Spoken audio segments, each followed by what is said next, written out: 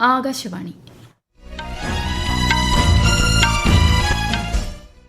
നമസ്കാരം. വാർത്തകൾ വായിക്കുന്നത് കൃഷ്ണ പ്രകൃതി.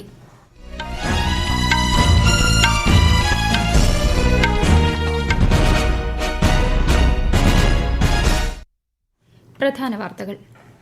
ന്യൂഡൽഹിയിൽ നടക്കുന്ന സെമിക്കോൺ ഇന്ത്യ 2025 സിഇഒമാരുടെ വട്ടമേശ സമ്മേളനത്തിൽ പ്രധാനമന്ത്രി നരേന്ദ്രമോദി ഇന്ന് പങ്കെടുക്കും. ചരക്ക് സേവന നികുതി കൌൺസിലിന്റെ 56ാമത് യോഗം ഇന്ന് ന്യൂഡൽഹിയിൽ ചേരും. കേന്ദ്ര ധനമന്ത്രി നിർമ്മല സീതാരാമൻ അധ്യക്ഷത വഹിക്കും. സിംഗപ്പൂർ പ്രധാനമന്ത്രി ലോറൻസ് വോങ് 3 ദിവസത്തെ ഇന്ത്യ സന്ദർശനത്തിനായി ന്യൂഡൽഹിയിലെത്തി.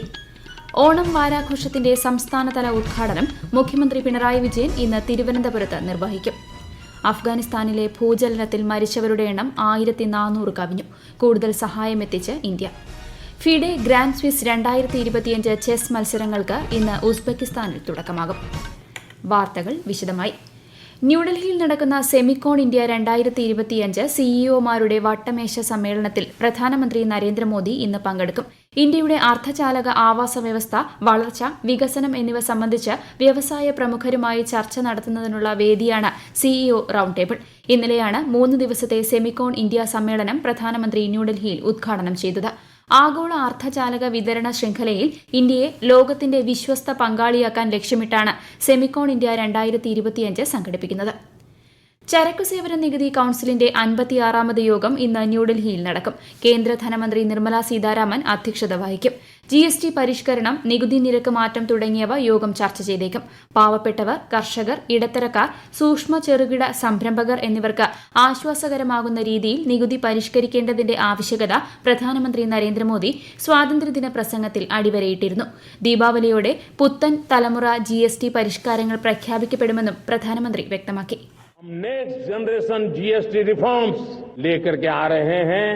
ये दिवाली के अंदर आपके लिए तोहफा बन जाएंगे. सामान्य मानवी की जरूरतों के टैक्स भारी मात्रा में कम कर दिए जाएंगे. हमारे MSME, हमारे लघु उद्यमी, इनको बहुत बड़ा लाभ मिलेगा. रोजमर्रा की चीजें बहुत सस्ती हो जाएगी.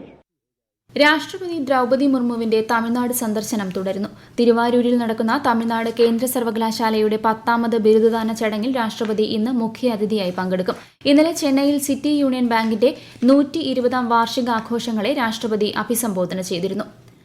ആഗോള താപനവും കാലാവസ്ഥാ വ്യതിയാനവും വരും തലമുറകൾക്ക് വലിയ വെല്ലുവിളി ഉയർത്തുമെന്ന് കേന്ദ്രമന്ത്രി നിതിൻ ഗഡ്കരി. ന്യൂഡൽഹിയിൽ ആഗോള സുസ്ഥിരതാ ഉച്ചകോടിയെ അഭിസംബോധന ചെയ്യുകയായിരുന്നു അദ്ദേഹം. മൂല്യബോധം, സമ്പദ് വ്യവസ്ഥ, പരിസ്ഥിതി എന്നിവ ഏതൊരു രാജ്യത്തിനും സുപ്രധാന ഘടകങ്ങളാണ്. 2070ഓടെ ഇന്ത്യയെ കാർബൺ സന്തുലിത രാഷ്ട്രമാക്കുകയെന്ന ലക്ഷ്യം പ്രധാനമന്ത്രി നരേന്ദ്രമോദി വിഭാവനം ചെയ്തിട്ടുണ്ടെന്നും ശ്രീ ഗഡ്കരി പറഞ്ഞു. സിംഗപ്പൂർ പ്രധാനമന്ത്രി ലോറൻസ് വോങ് 3 ദിവസത്തെ ഇന്ത്യ സന്ദർശനത്തിനായി ന്യൂഡൽഹിയിലെത്തി. രാഷ്ട്രപതി ദ്രൌപദി മുർമു, പ്രധാനമന്ത്രി നരേന്ദ്രമോദി ഉൾപ്പെടെയുള്ളവരുമായി അദ്ദേഹം കൂടിക്കാഴ്ച നടത്തും. വിശദാംശങ്ങളിലേക്ക്.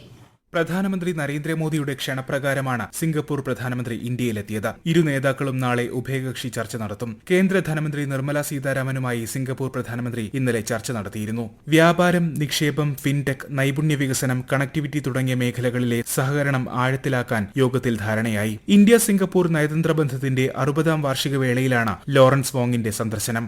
ഇന്ത്യയുടെ ആക്ട് ഈസ്റ്റ് നയത്തിൽ സിംഗപ്പൂർ സുപ്രധാന പങ്കാളിയാണെന്ന് വിദേശകാര്യ മന്ത്രാലയം പ്രസ്താവിച്ചു. കഴിഞ്ഞ വർഷം സെപ്റ്റംബറിൽ പ്രധാനമന്ത്രി നരേന്ദ്രമോദിയുടെ സിംഗപ്പൂർ സന്ദർശന വേളയിൽ ഉഭയകക്ഷി ബന്ധത്തെ സമഗ്ര തന്ത്രപരമായ പങ്കാളിത്തത്തിലേക്ക് ഉയർത്തിയിരുന്നു. News desk, Akashvani. ഇന്ത്യയുടെ കാർഷിക ഭക്ഷ്യ കയറ്റുമതിക്ക് കുതിപ്പേകാൻ ലക്ഷ്യമിട്ട് പുതിയ സംരംഭവുമായി കാർഷിക ഭക്ഷ്യോൽപാദന കയറ്റുമതി വികസന അതോറിറ്റി APEDA.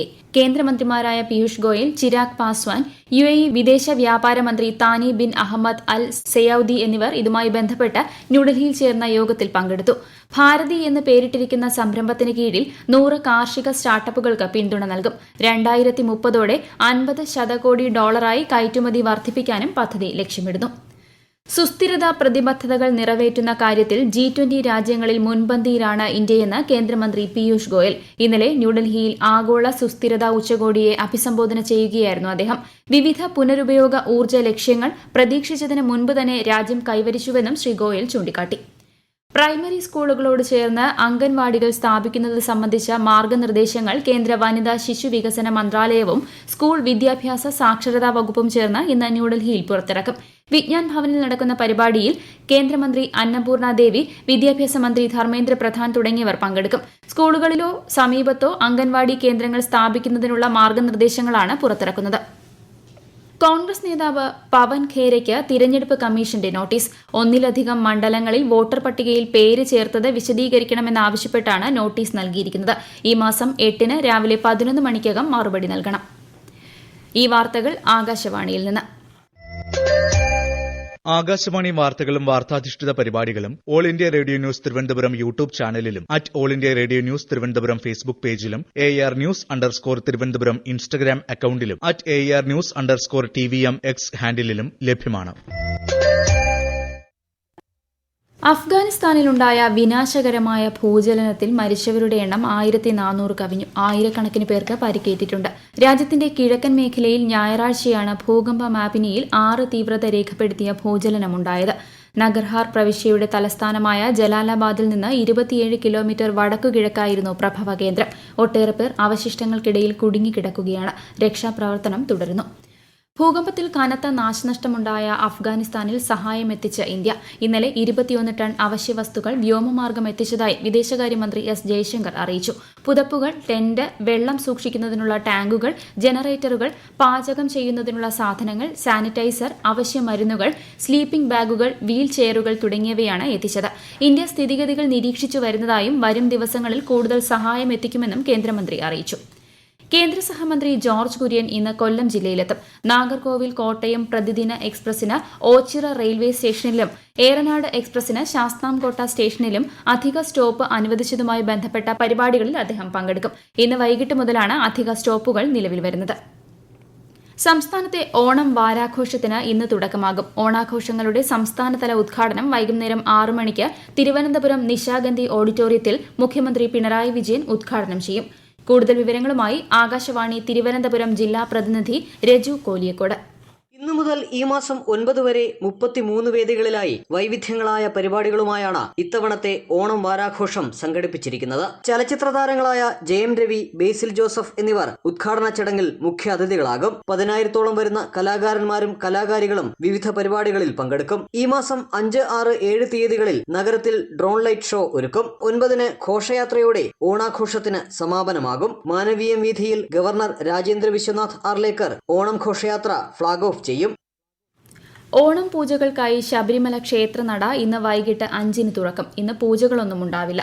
മറ്റന്നാൾ തിരുവോണ പൂജകൾ നടക്കും. ഓണക്കാല പൂജകൾ പൂർത്തിയാക്കി 7-ന് രാത്രി 9-ന് നടയടയ്ക്കും. ഫിഡെ ഗ്രാൻഡ് സ്വിസ് 2025 ചെസ് മത്സരങ്ങൾക്ക് ഇന്ന് ഉസ്ബെക്കിസ്ഥാനിൽ തുടക്കമാകും. ഈ മാസം 15 വരെയാണ് ടൂർണമെന്റ്. ഇന്ത്യൻ താരങ്ങളായ ആർ പ്രജ്ഞാനന്ദ, ഡി ഗുകേഷ്, അർജുൻ എരിഗൈസി, വിധിത് ഗുജറാത്തി, ദിവ്യ ദേശ്മുഖ്, വൈശാലി രമേശ് ബാബു, പന്തിക അഗർവാൾ എന്നിവരും മത്സരിക്കും. US open tennis quarter final മത്സരങ്ങൾക്ക് തുടക്കമായി. വനിതാ സിംഗിൾസിൽ ജെസിക്ക പെഗുല ബാർബറ ക്രെച്ചിക്കോവയെ പരാജയപ്പെടുത്തി. പുരുഷ സിംഗിൾസിൽ ലോക 2ാം നമ്പർ താരം സ്പെയിനിന്റെ കാർലോസ് അൽക്കാരസ് ചെക്ക് താരം ജിൻ ലെഹിച്ചയെ പരാജയപ്പെടുത്തി. നൊവാക് ജോക്കോവിച്ച് ടെയ്ലർ ഫ്രിറ്റ്സ് മത്സരം ഇപ്പോൾ പുരോഗമിക്കുകയാണ്. ഇന്ത്യയുടെ യുഗി ഭാംബ്രി, ന്യൂസിലൻഡ് താരം മൈക്കൽ വീനസ് സഖ്യം പുരുഷ ഡബിൾസ് ക്വാർട്ടറിൽ കടന്നു.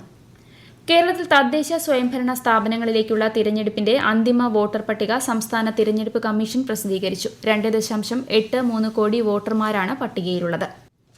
കേരളത്തിൽ ഇന്ന് ഒറ്റപ്പെട്ട ശക്തമായ മഴയ്ക്ക് സാധ്യതയെന്ന് കേന്ദ്ര കാലാവസ്ഥാ വകുപ്പ്. തൃശൂർ, മലപ്പുറം, കോഴിക്കോട്, വയനാട്, കണ്ണൂർ, കാസർഗോഡ് ജില്ലകളിൽ ഇന്ന് മഞ്ഞ ജാഗ്രത പ്രഖ്യാപിച്ചിട്ടുണ്ട്. കേരള, കർണാടക, ലക്ഷദ്വീപ് തീരങ്ങളിൽ ശക്തമായ കാറ്റിനും മോശം കാലാവസ്ഥയ്ക്കും സാധ്യതയുള്ളതിനാൽ നാളെ വരെ മത്സ്യബന്ധനത്തിന് നിരോധനം ഏർപ്പെടുത്തി. പ്രധാന വാർത്തകൾ വീണ്ടും.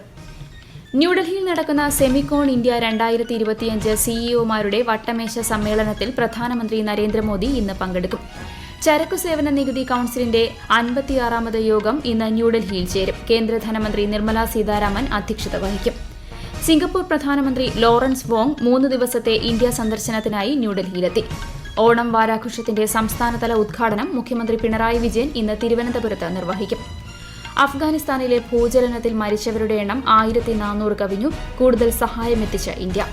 ഫിഡെ ഗ്രാൻഡ് സ്വിസ് 2025 ചെസ് മത്സരങ്ങൾക്ക് ഇന്ന് ഉസ്ബെക്കിസ്ഥാനിൽ തുടക്കമാകും. വാർത്തകൾ കഴിഞ്ഞു. അടുത്ത വാർത്താ പ്രക്ഷേപണം ഉച്ചയ്ക്ക് 12:30.